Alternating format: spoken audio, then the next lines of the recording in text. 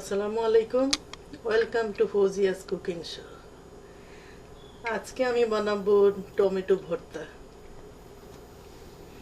Tomato ভর্তার সব উপকরণ আমি এখানে রেখেছি। দুইটা টমেটো আমি কেটে আগেই ফ্রাই প্যানে হালকা ডিম জ্বালে এটাকে আমি ভেজে রেখেছি। এখানে আছে মরিচ এবং লবণটা সবসময় পরিমাণ মতো, ঝাল যে যেমন পছন্দ করে কম বেশি করা যায়। এখানে আছে 4টা রসুনের কোয়া, বড় পেঁয়াজের 4/1 পেঁয়াজ, ধনিয়া পাতা এবং সবশেষে আমি অ্যাড করব সরিষার তেল।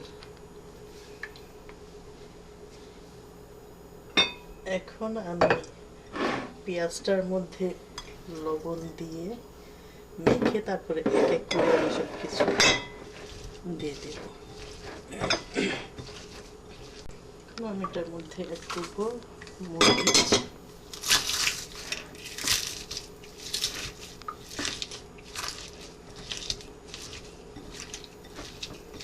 মরিচটা আরো কমও দেওয়া যায়, বেশিও দেওয়া যায়, যে যেমন ঝাল পছন্দ করে। এখানে আমি এখন অ্যাড করব রসুন। টমেটোর ভিতরে একটু পানি পানি থাকে, এই জন্য ডিম জ্বালে এটাকে ফ্রাই প্যানে অনেকটা সময় নিয়ে ভাজলে ভিতর থেকে পানিটা চলে যায়। ভিতরে যখন পানি থাকবে না। এখন আমি অ্যাড করব টমেটোটা এবং সব শেষে ধনিয়া পাতা।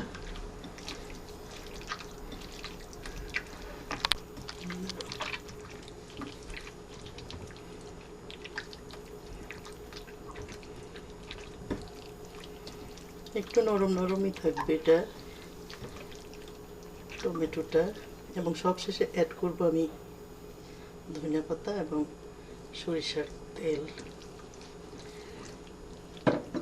বৈশাখী পান্তা ইলিশের সাথে আমরা হরেক রকমের ভর্তার আয়োজন করে থাকি, এবং সেই রকমারি ভর্তার সাথে আরেকটা আমরা অ্যাড করতে পারি টমেটো ভর্তাটা।